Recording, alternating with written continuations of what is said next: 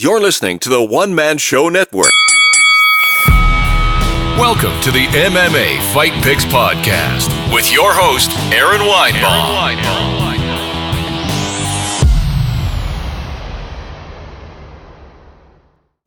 Hey kids, and welcome to the MMA Fight Picks podcast. I am your host, Aaron Weinbaum, and today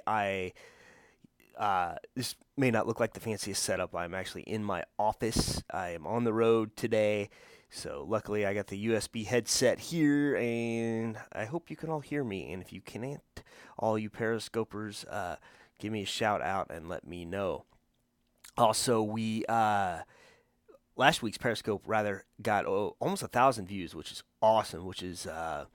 And a few people came back and checked out the YouTube as well, and audio did decent, but a big week for the videos. So, way to look at my ugly mug. Like I said, the MMA Fight Picks podcast, and we are here to pick fights for UFC Denver. Chang versus Yair Rodriguez. It was supposed to be Frankie Edgar at first. Frankie's out. I really wanted to see that fight, but we will pick some other ones. Instead. And those of you on Periscope, you are always welcome to jump in and help pick some fights as well. So first up, we have Ashley Yoder versus Amanda Bobby Cooper.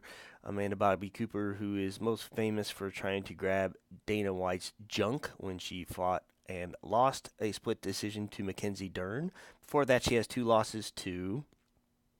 Oh, I'm sorry. It was Mackenzie Dern, right? Yes, but it was submission. My mistake. Before that, she beat Angela Magana, lost to Cynthia Cavallo. Now, Ashley Yoder, on the other hand, just lost to Mackenzie Dern, lost to Angela Hill, lost to Justine Kish. Okay. Well, if you go to the win-losses game, I think,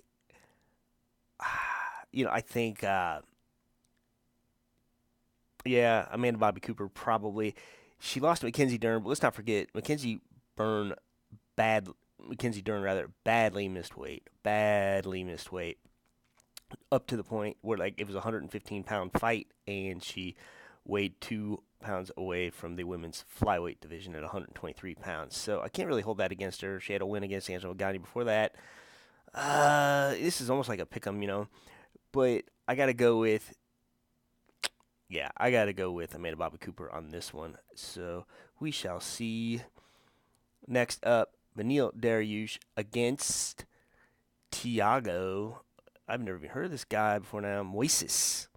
So Benny is looking to get back into the win column. He hasn't won since November 2016. And I think Thiago Moises is fighting for a Twitter check mark. So we shall see on that. Benny lost a tough one to Alexander Hernandez. I mean, he got starched. I think the kid even came in on short notice. He beat him. Before that, he had a draw with Evan Dunham. Before that, he lost to Edson Barbosa. And, he beat Rashid Magomedov, and he beat James Vick, and James Vick is no joke, but that was way back, like I said, 2016, since he won. Thiago Moises, he's coming off of 2 wins. Jeff Peterson, Gleitz and Moraes Curtis, that was on Dana White's Tuesday Night Contender Series, but I'm going to go with experience. I'm going to go with the fact that Benny is no joke. So I got Beneil Dariush coming in with the win. He's a veteran. Thiago's, this is his first time on the big stage besides the Tuesday Night Contender Series. So we'll just go with Beneil Dariush on that. All right, Raquel Pennington against Germaine Durandame, the Iron Lady. Raquel missed weight by 2 pounds on this deal. Before that, she got beaten by Amanda Nunez. Her coaches people thought her coaches should have thrown in the towel at that 5th round. I don't know. It's hard to say. I'm not a coach. I'm not an athlete. So it is what it is on that front. But before that, she had beaten Miesha Tate. This is Raquel Pennington, and beaten Elizabeth Phillips, beaten Betch Correa, beaten Jessica Andrade. So no joke on that resume. Jermaine Durandame last fought a long time ago. It was Holly Holm for the, at the time, vacant featherweight women's championship. And then she vacated that because she didn't want to fight Cyborg. Not really sure why. But not really someone that has beaten a who's who of contenders. I mean, her last loss really was to Amanda Nunes, but that was 2013. It was a very different Amanda Nunes, who's, of course, now the bantamweight champ. And, I didn't think that Holly Holm fight, there was a few late hits after the bell. I'm going with Rocky Pennington. Raquel Pennington coming back, getting in the win column, and beating the Iron Lady. Now, the co-main event of the evening. Donald Cowboy Cerrone, one of my faves, takes on Mike Platinum Perry. Man, this guy is a walking sound reel of just nonsense. And I'm talking about you, Platinum Perry. Here's the problem. There's some gym drama. I never like fights that have gym drama. I think the gym drama will probably affect Cowboy more than Platinum Perry, because Platinum Perry hasn't been there very long. But, I think things have gotten in Donald's head before a fight, and that's not where I'm going with this really. Too, it's he's a veteran, but he's even already talking his next fight's going to beat 155 pounds. I think he's planning on going down there already.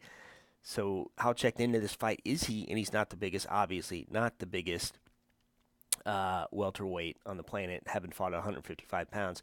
And then you had Mike Perry, who's kind of a big boy. I've seen him against, I want to say lightweight type fighters before. His last one's a great example, Paul Felder. He's a big guy too, but not a big welterweight. And, how we saw how Mike Perry did with that. He was much more patient. Paul Felder broke his arm on him. Before that, he loses to Max Payne Griffin and Santiago Ponzinibbio. No jokes. He beats Alex Reyes. But Alex Reyes, lightweight, came in short notice, was there for that fight. Pittsburgh, Pennsylvania, food poisoning. May have missed that. It's a long story. Don't eat seafood in scoops, people. Man, I think you got to look at Donald Cerrone's last fight. He lost to Leon Edwards. Yes, it was a decision. He got TKO'd by Yancy Medeiros before that. TKO'd by Darren Till before that. Decision loss to Robbie Lawler before that. Lost another TKO, Georgi Masvidal. Also not a big. He's not a big guy either. For the 175 pound or the 170 weight class, should be 175, but 170 pound weight class. But he has some good wins: Matt Brown, Rick Story, Patrick Cote. But I think the last time he has won. Oh, I'm sorry, he beat Yancy Medeiros. That was my fault. The last time he won, though, that would be February this year. So I don't know. Unfortunately, I think Mike Perry's got this. I think he's bigger. I think he's reinvented himself, going to Jackson Wink. And, so with Cerrone talking about going back down to 155 pounds, Mike Perry. The emotional me wants to say Donald Cerrone. Yay, Donald Cerrone. Go Donald Cerrone. But I think Mike Perry. Now we got the main event of the evening. The Korean zombie, Chang against Yair Rodriguez. Yair Rodriguez, he was dropped by the UFC. He's back with the UFC. We'll see. Oh, thanks for the hearts, everyone. Feel free to help me pick the main event fight here. Anyone that is on the Periscope. Man. Jung was supposed to fight. No, I don't think he's pulled out any recently. I take that back. But, he was hurt. He did the military thing in Korea. His last win was Dennis Bermudez. Really good fight, round one. But over a year ago, he gets injured a lot.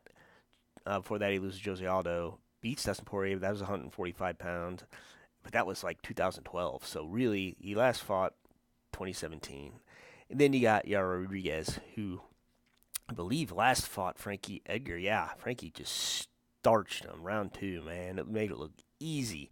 After everyone was talking like Yair Rodriguez was the next big thing because he beats BJ Penn. I love BJ, but sometimes your last fight ain't your greatest fight. But he beat Bruce Leroy, Alex Caceres, Andre Fili. That's a big win, though. but that's back in 2016. So, yeah, I'm going with Korean Zombie. He has proved that ring rust ain't a deal with him. I think he's always about the top 3 guy in the 145-pound weight class. I'd like to see him. I'd like to see how he would go against an Ortega or a Max Holloway, kind of the new breed of 145 pounder. This guy just keeps walking forward. That's why they call him the Zombie. He comes forward and goes and goes. Yair Rodriguez, I think if he loses this fight, probably the UFC cuts ties with him. I don't think that he is their favorite anyway. Maybe that he is now, just because he is coming in on short notice. But, we shall see. Oh, still getting the hearts. Thank you, guys. I wish I could see comments, but I think there's something up with that.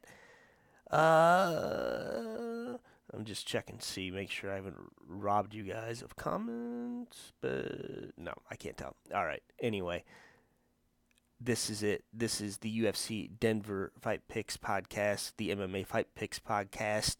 So thank you to all of those that really lighten up the video, lighten up the Periscope, and please feel free to.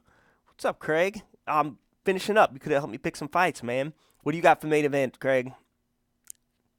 All right, I don't see the comment. All right, anyway, I'm going to end it here since nobody else wants to help me pick. So thanks again, like I was saying, for all the video support lately. It's crazy. You can watch all the videos on my YouTube channel. Just look up Aaron Weinbaum. It's got its own playlist, the MMA Fight Picks playlist. And until next time, shalom. Please remember to support the podcast by visiting the affiliate links on AaronSaysWhat.com. Are you looking for a permanent home for your podcast? Well, Spreaker can do it all. Spreaker will give you your own RSS feed that you can submit to other platforms, including iTunes. Spreaker's mobile app will let you record from your smartphone, or you can use their web-based console with everything you need to record. Their podcasting plans include being able to host multiple shows at no extra charge. Got a YouTube channel? Spreaker's got you covered. You can effortlessly upload your podcast audio to your channel. You can even move your current podcast to Spreaker without losing any of your iTunes subscribers. Try any plan 30 days for free using promo code ASW.